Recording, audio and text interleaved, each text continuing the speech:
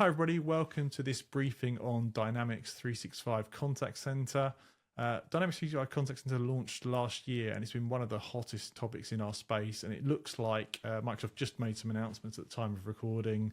There's significant effort and roadmap going into Dynamics 365 Contact Center into 2025 as well. And to help us understand it all, we've got Chris. Chris, do you just want to introduce yourself? Hi, Tom. Yep. So my name's Chris Goodwill. I work for a Microsoft partner called Simity, and I'm a strategic partner manager and solution specialist focused on native and integrated Microsoft Contact Center solutions. And you've been doing a lot of work to help kind of understand and decode what Dynamics 365 Contact Center is, what it isn't, and obviously you've come from a background of contact center and teams, so hopefully you can help us on this briefing understand where it fits, where it's Yep. different to the team certified contact centers, topology, pricing. Quite a tall order. This is a complex environment. So where do we start, Chris? Um, let's start with kind of where it's come from. Um, the Dynamics 365 Contact Center hasn't been born out of or come out of thin air. It's been part of a product journey that's gone on for probably 20 years. So from the outset of the Dynamics product stack and Great Plains and CRM into customer service, um, as those products have evolved into SaaS-based, etc., and modernized, and then been split into customer service and sales and finance and operations, etc. The customer service side of the stack then has seen some focus, and primarily that's come from, or the impetus has come from, the acquisition of Nuance, which brought in AI technology, particularly around IVR and biometrics and fraud prevention and those kind of things with their Gatekeeper product. So we had the Dynamics 365 customer service product. We had some omnichannel, which was added to it to give it some kind of broader functionality. But then, as you mentioned in the intro, we had general availability in the launch of this product on the 1st of July last year. And it's come from a framework architecture. So prior to this formalized SKU, and we'll get onto the licensing later on, then it's been born from Digital Contact Center platform. Yeah, DCCP, that was before, wasn't it? Yeah, and I've spoken to a couple of people at Microsoft who are in kind of product and program management behind the product, and I think that DCCP was the launch of the contact center as such. It just wasn't perhaps received in the way that Microsoft thought it would be. And because it wasn't just a SKU, then it made it more complex for partners and also clients to understand kind of how to step into it. So yeah. Um, so it's essentially it's Microsoft native offering now, and as we mentioned in the topics we cover, it does sit alongside an existing ecosystem of ISV partners, and I work with a couple of those, and um, there's about 30 now, I think, isn't there? Like certified. There's more being added, but that still evolves. There's still that ecosystem. So there's clearly a space for this native offering for Dynamics 365 Contact Center, and we'll come into the fit as well Mm-hmm. for where that is. The ISV offerings, and then more recently, and you talked about this, you know, extensively and spoken to other people and done tech briefings on it. But we've got the Qs app for Teams as well. So we've got a contact center light offering at one end of the scale, the ISVs, and we've got the full blown sort of native offering with Yeah. this. And you mentioned the kind of Dynamics heritage there, but also Dynamics 365 Contact Center is running on ACS, which is the underlying Yep. architecture that runs on Teams. So it's kind of these two worlds came together. Of Microsoft have got a CRM, XRM platform, and they've got a huge, hundreds of millions of users audio video platform. And the interesting thing there is it's built on ACS, but also some of the OEM partner certified solutions from Teams are built on ACS. So there's a real interesting set of options for customers here between very light on Q's app, certified ecosystem with Teams, and then the completely kind of separate product that is Dynamics 365 Contact Center. Or I say separate, we'll talk about how they slightly integrate later on, but those three are the kind of three pillars, aren't they? Yeah, and the big stack on screen came from an idea with a Microsoft technical specialist called David Reed, and we were talking about kind of being able to visualize just the different parts of the product. And I've got a few of these, either dissected or a layer cake, but this comes back to, well, one, it ties in with the reference architectures which are available online. If you search on Microsoft Learn for reference architectures, Dynamics 365 Contact Center, there are 4 there where it's, there's scenarios where you've got an existing CRM or you're already using Dynamics 365 CRM, etc.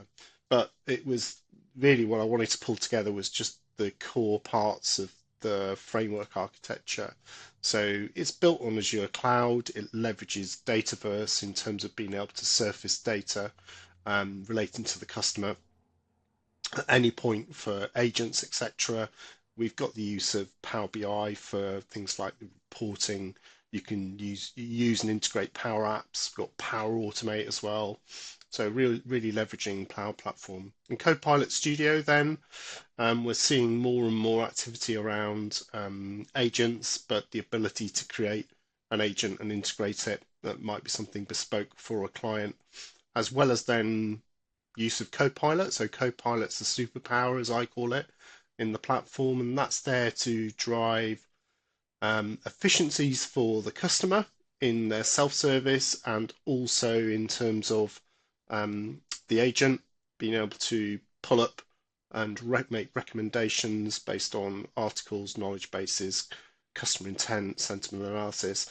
And also Copilot's used alongside kind of Power BI side to be able to empower the service leaders and the contact center managers in terms of reportings and insights so they can look to make changes maybe in terms of, I don't know, like scheduling and WEM, WFM capability. Yeah. The ACS bit we talked about, Teams is sat there at the top as an example of a channel. This is true omnichannel. So yeah. Yeah. Sorry, Tom. I have to say for those not familiar, the Power Platform stuff lives under the Dynamics org, and the Copilot Studio stuff lives under the Dynamics org. So they're all products out of that same family of kind of organization. So you're going to see both, and we'll talk about this kind of native use of AI in Dynamics 365 Contact Center, and then that extensibility as well. Yep.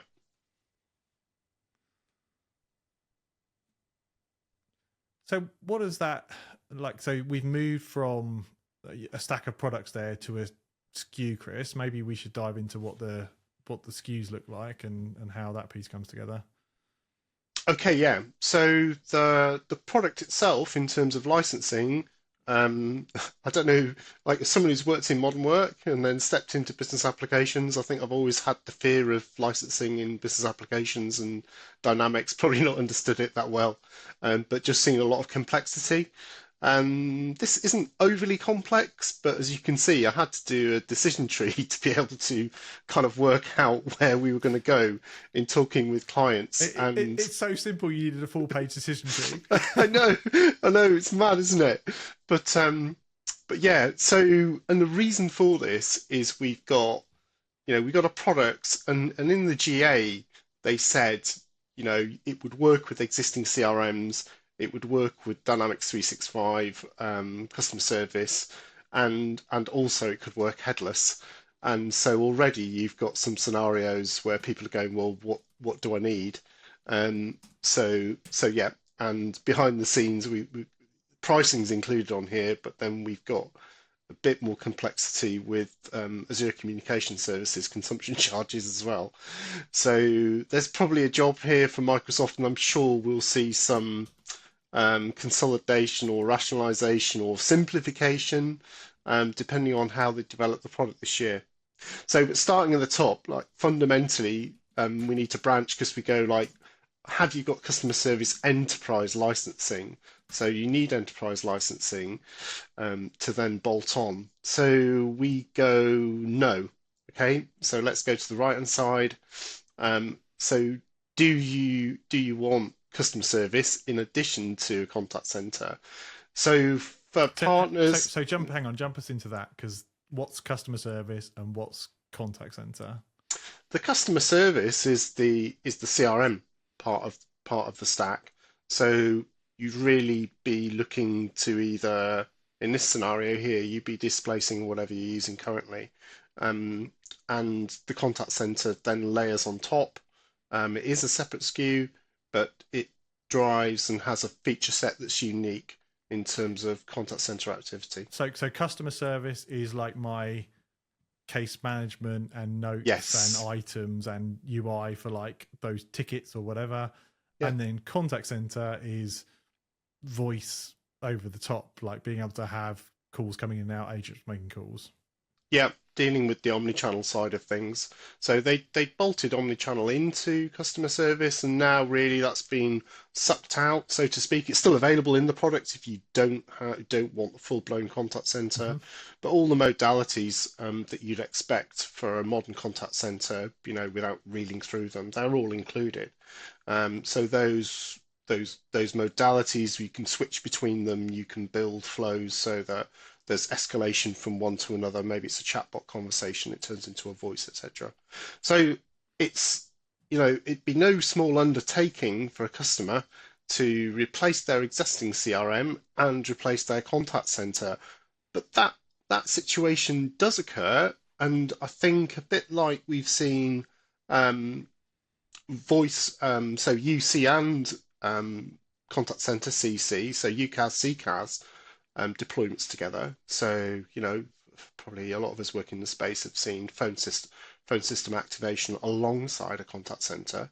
I think what we might see is where the UC part of the business has already been addressed. The UCAS kind of phone system is already done, but they've done something tactical maybe for contact center, or they haven't looked at that, and they haven't really looked at modernizing CRM. So they've got two aging platforms, and it may be that they look to do those in tandem.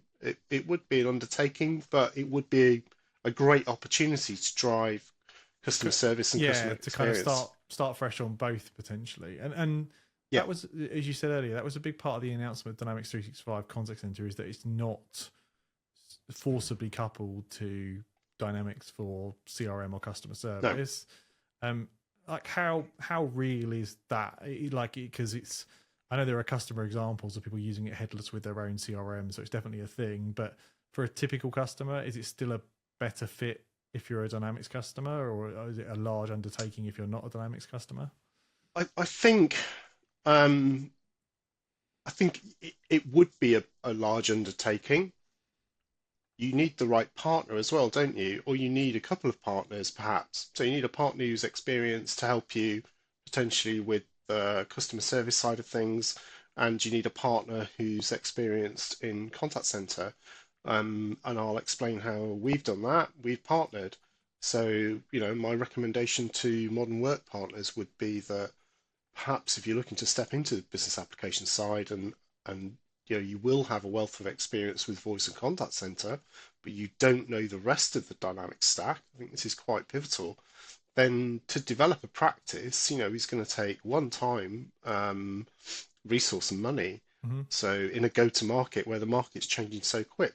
So we partnered with Expedition. So they're a Microsoft Inner Circle partner for business applications. And that means we've got partners sat alongside us to be able to deliver all the great consultancy and expertise and deployment skills and adoption and support around the rest of the Dynamics 365 stack. Whereas we are trying to leverage our experience with CCAS purely on this contact center play.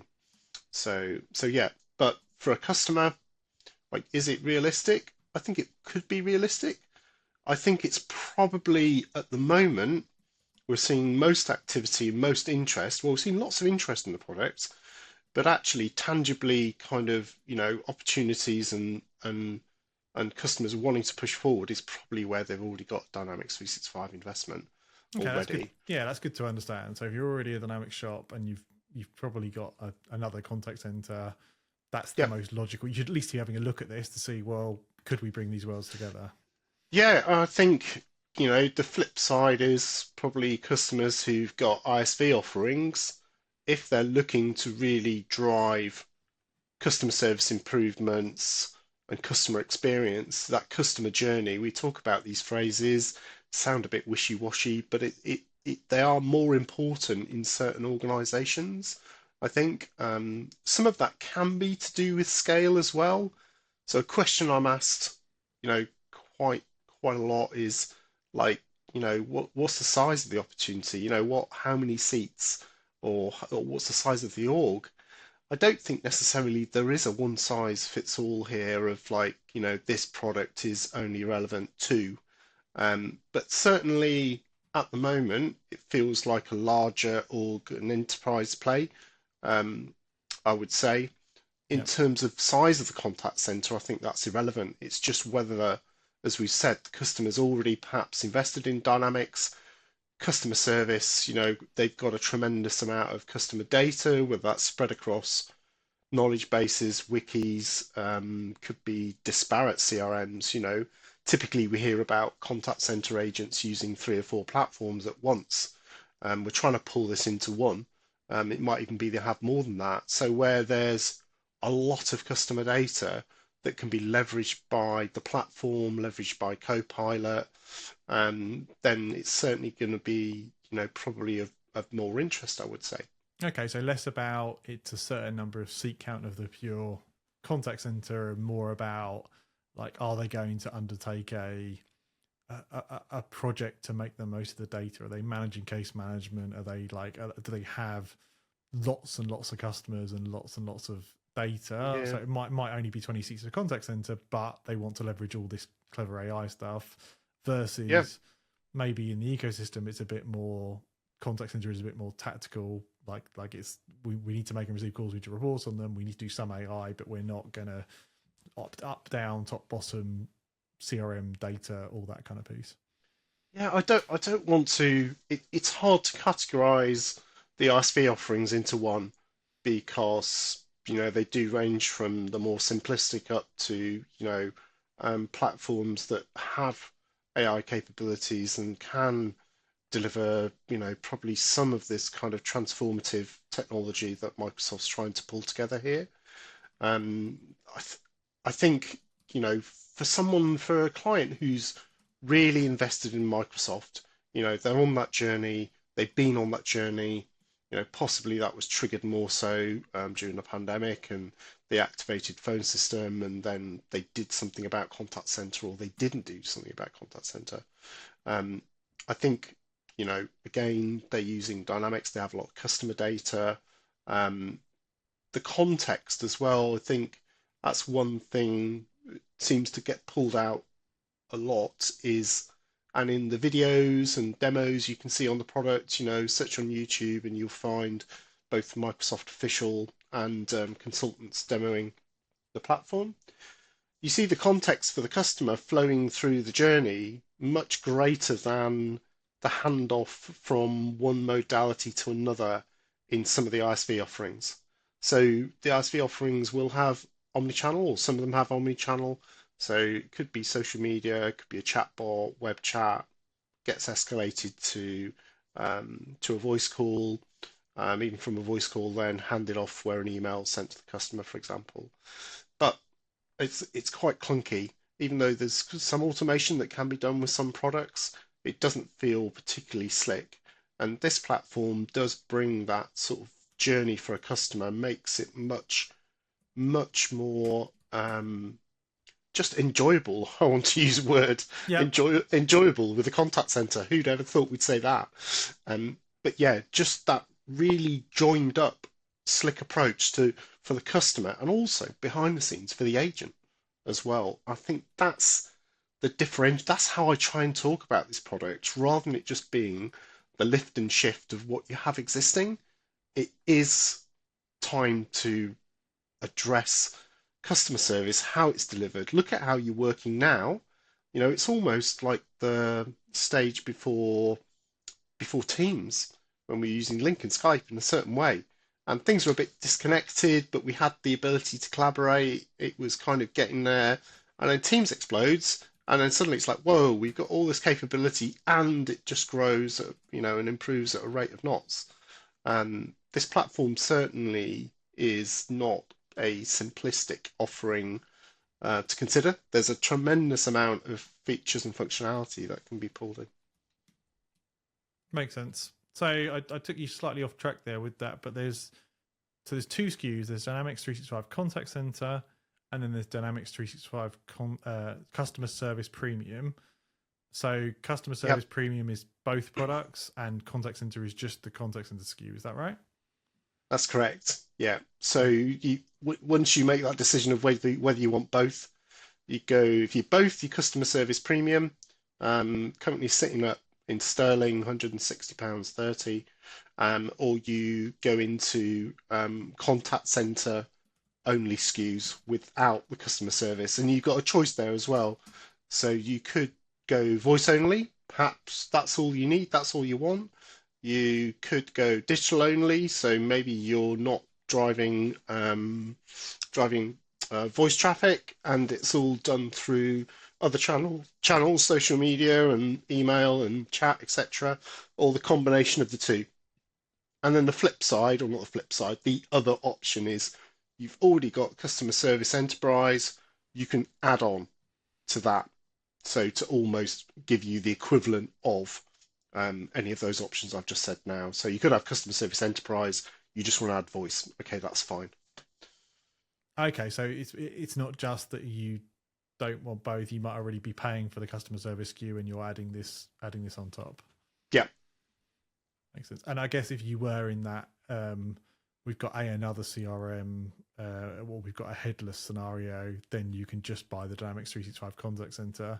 But if that $110, if you buy that on its own without anything else, does that do anything, or is that literally like needs a CRM to work against? No, you don't necessarily have to leverage a CRM. You can still use the core functionality of the contact center product in isolation. I kind of question why you'd be doing that. I think you'd probably be better off gravitating towards the ISV offerings. Yeah. In which case, or perhaps Q's app as well, if it was a kind of contact center light, a more simplistic offering. But yeah, I think they've included it to give options. The headless option, it's kind of a headline whereby, well, you don't need. And in the same way as you mentioned, the play from Microsoft here is that you can integrate with other CRMs. So there are connectors out of the box for Salesforce and ServiceNow and Zendesk, and then an open API so you can connect. Some customers may do that, but it's probably more likely, I think, at the moment we're going to see them with Dynamics product already. The play there from Microsoft, I suppose, is try and unseat some of the CRM business in other technologies. So deliver the contact center, integrate it with Salesforce, ServiceNow. The renewal for the CRM comes up in 2 years, 3 years time, etc. Is there an opportunity then for partners and for Microsoft to displace, and for it to be a pure play Microsoft offering? That's certainly, I get the feeling, one of the kind of prongs of attack. Yep, makes sense. So hopefully that's given people a bit of an understanding of where it sits in the market, kind of price point, use cases, and how then that compares. So it's at the upper ends of kind of competition in terms of contact center. What would you say it's up against or side by side in terms of other contact centers? I would say, if you look at the Magic Quadrant, top right hand corner, the leaders, then I'm fairly sure from memory the top two are Genesys and NICE, and that's where they're punching. Mm-hmm. I think we'll see, We'll see a new quadrant later on in the spring, as well as Gartner, Metrigy and various quadrants will come out. And I think Microsoft will have been very busy last year since the GA to try and tick the requirements for those quadrants, and whether it's through referenceability or features and roadmap and etc., just to demonstrate to those analysts kind of where the product's going. So I really do believe we'll see Microsoft in the leader quadrant. I've some experience with looking at and evaluating those offerings, and for me personally, like I think they're high quality. They have been high quality. Um, at Ciminity, we've already got solutions in portfolio, so we can't be masters of everything. That's very difficult. But I think one thing we'll see with Microsoft is just the pace of development. Yeah. I think you know it, I know it, like in with Microsoft Teams, with Teams rooms as examples. The pace of change has been phenomenal, and just continues to roll. And so the roadmap is aggressive for this. There's been 2 release waves last year. They delivered on pretty much everything in there. I've not seen dates push out, seen dates come forward. And as of kind of 4 or 5 days ago, then we had 2025 release wave 1 for Dynamics Power Platform and role-based Copilot come out. And there's some interesting things there coming along. So let's get stuck into that, Chris. So what are some of the headline features that you would talk about when you're talking to customers about Dynamics? And maybe we can get into some of that wave one. Obviously AI is right up there, I'm guessing, because it's all Microsoft are all in on every single product. So agent assist and I'm guessing customer facing AI to an extent. What's there?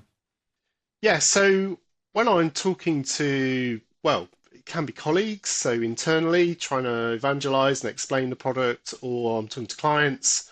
I love doing these visuals, and they work for me, and sometimes they work for other people, I love it. because there can be a tremendous amount of information from Microsoft. It's split across blogs, it's split across news articles, comes out on the product pages. We've got technical decks, we've got business decks as well. So there's a lot of information. And from the original launch of the product, I think one of the slides shows 3 topics, and that's stuck with me really. And so they are trying to drive improvements. So all of this is in the context of customer service and customer experience. So self-service. So for a customer, at the moment we have this sort of triangle. Again, I've got a different slide for this, but I'll just use my hands. We've got a triangle, and actually the automation bit sits at the top. There's not a lot of automation. There's not a lot of deflection. And then down the bottom, we've got a lot of agents. And so for organizations, they're just scaling the agents to cope with the queue, or they probably can't scale the number of agents. So what happens? Customer satisfaction goes down. They're sat in queues for a tremendous amount of time. Maybe when they get to the person, that agent's struggling because, as we've mentioned before, they're using multiple systems. So in self-service, we flip it, and really we're trying to have the chunk, the bit of the triangle, the base of the triangle, the most activity is in self-service. It doesn't mean we can't get to a human agent and have escalation, because sometimes things are too complex. But most of us, our experience so far with contact centers and chatbots and automation has been pretty poor. I think as technologists and as the companies who've created platforms, I think the intention's been great, but actually the delivery of service to customers, we're trying to bypass the self-service to get to the person. So the idea here is that the customer uses whichever channel they wish. So omnichannel, their channel of choice, whether that's voice, whether it's SMS, whether it's through web chat, social media, etc., to be able to contact that organization at a time that suits them. So I think we're going to see operating hours for some organizations extend, because it won't be the requirement for them to have human agents sat 24/7. You know, Yeah, the omnichannel. that deflection rate seems to be a really big talk in the industry at the moment, and how you can get that up with AI. And we seem to be on the beginning of that journey of, very basics like opening hours and where's my order. And as the AI gets more advanced, conceptually, it can take more load off the human agents. Yeah, it's, with Copilot, and we were talking about data-rich organizations where you can surface things like, so the whole order flow for purchasing in a B2B, B2C situation, maybe in a retail organization. The spending habits of the customer will be known, recommendations could be made, it will know what products you've bought, it will be able to surface knowledge articles to be able to help you if you've got problems. I don't know, it could be you're descaling a coffee machine, it could be you're trying to set up your tent for the first time that you've purchased. So all of that kind of product support kind of questions that you have, rather than you going off and trying to search on the website to be able to find them, they're being surfaced. It could also be, let's take another vertical. Let's go for local government. Local government, tremendous amount of services, and their websites are generally really informative. It's just you're trying to find that right information. Yeah. So rather than having to wait the next day to speak to an agent, you can surface that. Also, in terms of modalities, the self-service bit talked about the Nuance acquisition, and their IVR technology, and one of the key features functions in self-service that Microsoft are pushing is frictionless conversational IVR. Okay, what does that mean?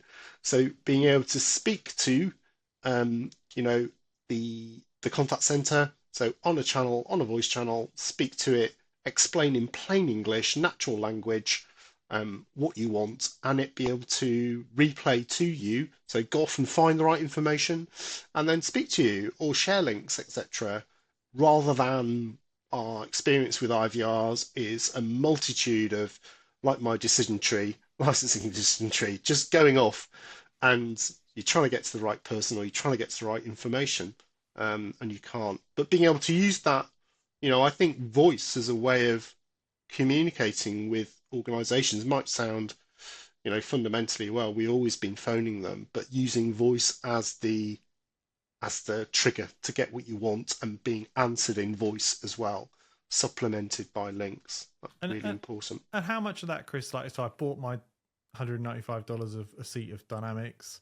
Is that all part of the product, or does that go into custom dev, Copilot Studio? I don't know if you call it dev for AI, but what is, like, how much of that is in the box? How much of that is consulting and configuration? Yeah, so everything we're talking about now, is included in the product. I suppose in terms of thinking about the ISV world and licensing of some of those products, it can get quite complex where you're bolting on. And certainly last year, a number of people and clients then the expectation was that there was additional, well, if I want that, it must be additional. If I want that, it must be additional. The use of Copilot, etc. Is that a different SKU? No, it's not. It's included in the contact center SKU. What you do have, and mentioned it when we all started, I mentioned it briefly when we were talking about licensing and costs, is at the moment for the products you've got Azure Communication Services being leveraged, and they generate charges, so consumption charges. So for voice and digital, so for messaging that's used, etc. You do get allowances included. I can't reel those off the top of my head. Again, Microsoft Learn is a good source for looking at the existing allowances that you have. But then, yeah, that's something for organizations to factor in, really. So That's good to understand. Yeah, so it's an there is some ongoing consumption cost. there as Yeah, well. yeah, it's not hidden. Then Microsoft aren't trying to hide it. It is part of it. But you've got your basically per seat cost. That's not concurrent licensing, so it's a per seat cost, and then you've got consumption costs. And I talked about the complexity of the licensing, and I genuinely feels at some point this year, it might be July, the start of the Microsoft year again, we might get a bit of a bigger update. So the release waves the functionality, but commercially, I think there'll come a point where I'm not saying the price is going to go down, but there'll be some pivot to try and drive more activity in the marketplace. And it may be we see, as I said, simplification of some of the licensing. That's good to hear. So, So so that's a good use case, AI facing the customer. What about, I think we just saw in the Wave 1 announcements, like the idea of what's the AI coaching called in Dynamics 365 CC? Is it Agent Assist or something similar? yeah, so Agent Assist, as you rightly say, is Copilot as the superpower, as the personal assistant for the agent. So it's platform wide, but it's working with agents. It's looking at, a history of things like customer intents, sentiment analysis, satisfaction, to be able to make decisions. I suppose initially, let's take it back a step actually, is we've gone through self-service, or even if we haven't gone through self-service, maybe we're a VIP customer. Maybe an organization doesn't want people to self-serve as their first port of call. They can, but they can also speak to an agent. So the platform will recognize the intent, will have the knowledge of what that customer has been buying more recently, what's their history of buying, etc. Maybe there's been a call before that's been, a complaint, or they've had a problem. What is that? So it empowers the agent. So we get to the right agent, so we can make choices based on some of those things like sentiment analysis. It might go to a VIP team of retentions and trying to help customers who haven't been that happy to improve their experience. It might be, we talk about skills based, could be it's going into an expert on a particular product, etc. But those agents then have the context of what the customer has been asking for, either historically or more recently. And that is a pivotal difference with what we see in most contact centers, where context is lost. You deal with a chatbot and the context doesn't go onto the agent at all, whether that's written or spoken or however it is. Mm-hmm. There's no relay of that information. And then the agent's got to go off and find the information from the CRM to look back at what they've been doing, even if that's just a day, and it's a case that's been raised and some information there. So imagine that the agent isn't asking the customer to repeat. And I think this repeat of information, is going to be a bit of a game changer. We're not going to have to constantly be telling the agent what we've asked for, why we're there. That'll just make such a difference to customer satisfaction. It's got to. The agent has, again, we talked about the Dataverse, so all of the customer data sits in Microsoft Dataverse and then gets surfaced. So the agents have a 360-degree view of the customer, so they can very easily see what's going on without having to drill down. And that, again, we're looking here to try and fundamentally shift how agents work. But if you think about this, is all improvement. Okay, contact centers aren't a really interactive environment for people to work in, generally. Okay, there are exceptional contact centers. There's exceptional customer service. Let's not tarnish everything.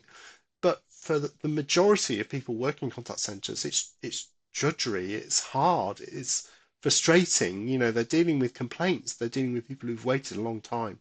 So anything and everything that we can do to improve that agent's kind of work life balance, if you like, in terms of how they deal with customers, got to be great.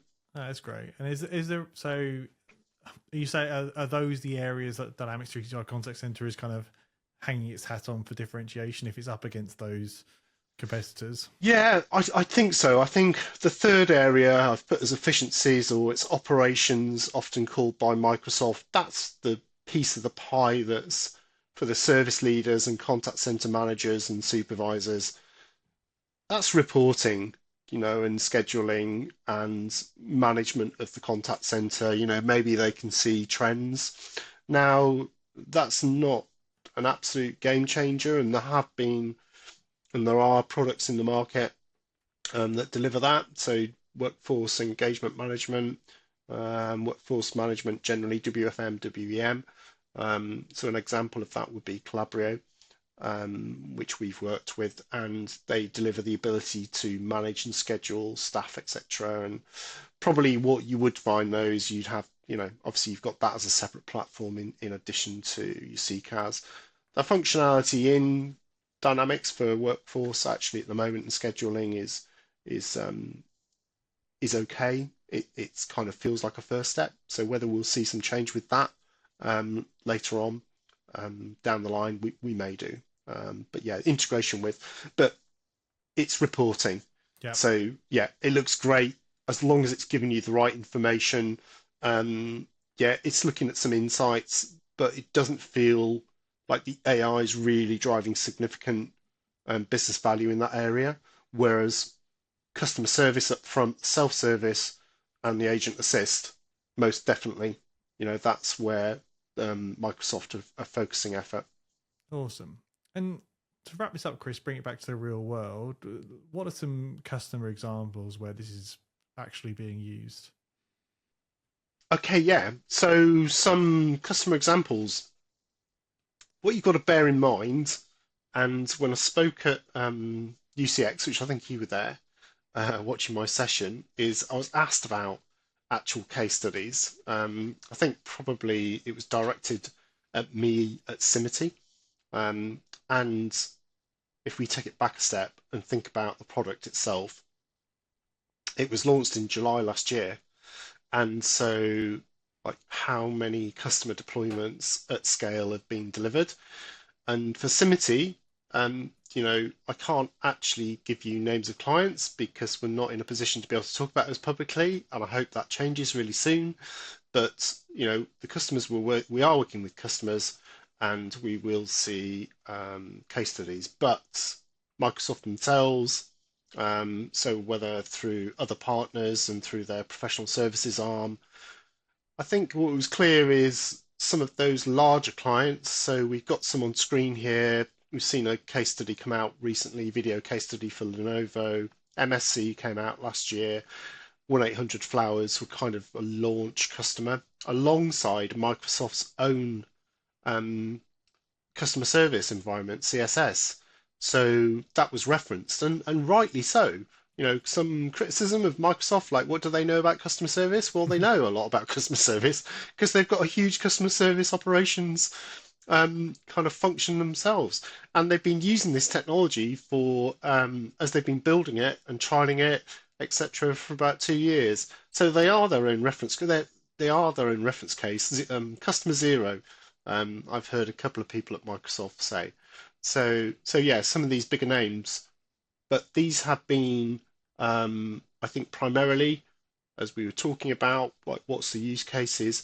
They're Dynamics 365 customer service clients that were probably using omnichannel, or if not using omnichannel, then they were certainly looking to, and then have worked with Microsoft or another partner to develop it out and use the new SKUs as they've been launched.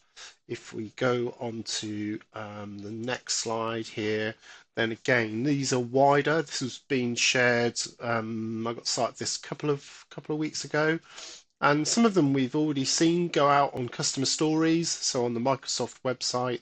But yeah, Virgin Money leveraging the platform primarily around the kind of chatbot side, Vilo, Mill Park Education, etc.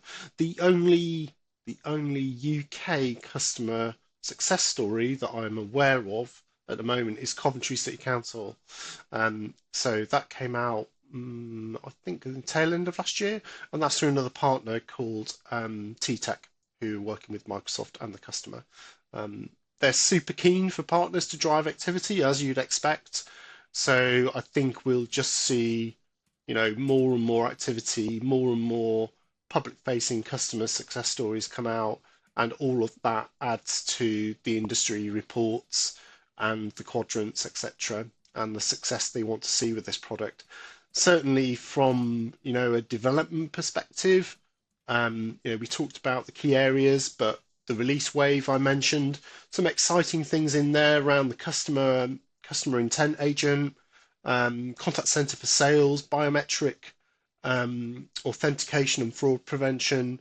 So there's some key areas where they're trying to drive new function, um, and most of that will be private preview and then go into GA between April and October. So it's going to be a busy year, and we've not even got to things like Enterprise Connect, and could there be some other announcements, that I don't know about, you don't know about. But yeah, it's definitely a product that's here to stay. Yeah, it was interesting to see Dynamics as a product for the first time at Contact Center Expo this year, like with their own stand, with their own talk. That's a kind of another statement of we're pushing Yeah, into this market. I think from my understanding, so in speaking to like go-to-market kind of leads at Microsoft, and I think last year, we had the ta-da, we've gradually had the kind of dissemination of some information come out. The product information, learn articles, documentation, the kind of decks that we need as a partner, those things have been created. Probably what Microsoft will do more so this year, I think, is be present at events. So whether they are, I think a combination of unified communications and contact center sort of traditional events. Mm-hmm. I think also customer service and customer experience events as well, where there's a slightly different focus really, and perhaps some of the vertical focused events. I think they were at DigiGov last year, so in the UK that's for public sector. They had a stand there alongside a partner, KPMG. So yeah, I just think we'll see them out and about a lot more. I think they're kind of internal, external facing kind of sales teams and technical specialists, global black belts. All of these people now seem to be getting fired up. So yeah, it's going to be an interesting year. Awesome. Strap yourself in. Well, thanks, Chris, for taking us through that. It really helps to understand how it all fits together. If people want to find out more, I know you're running a really good LinkedIn Yeah. group, and how do people get hold of you? Yeah, so I was going to say, like, for people, for partners, consultants looking to get started, I'm definitely asked like, 2, 3 times a week on LinkedIn through messaging, like how do people get started? And there is, it's Microsoft, so information is in lots of different places, whether that's like the Dynamics Transform kind of partner site or whether it's Microsoft Learn, the product pages, etc. What I am trying to do is pull all that together and distill it and then disseminate it to the marketplace in an easy to way understand. Other people like me, I'm going to shout out to like Peter Reuter and Tricia Sinclair. They're doing the same. But if you want to see a regular flow, I'm posting daily content, which is, it takes a bit of an achievement to do that. But that just demonstrates the pace of kind of change with the product. So connect with me on LinkedIn and yeah, dip into some of my pinned posts. I've got some resources and some guides there. I do these visuals, but I have created a dedicated LinkedIn group. So if you just search for Dynamics 365 Contact Center Professionals, filter by groups, I think it's pretty much the only group for the product anyway. And we've got, so it's approaching 1,200 people now in the group. I will share content into that that's either my own. It's agnostic though, if I see content from other consultants working at other organizations, other partners, whatever it is, or Microsoft content, I search on a daily basis and then share it. So yeah, connect with me and look to join that group and you should be set to get started. Awesome. Well, thanks a lot, Chris, and maybe we'll catch up again later in the year and see where the product is and what's been announced. Yeah, look forward to that. Thanks for inviting me, Tom. Thanks.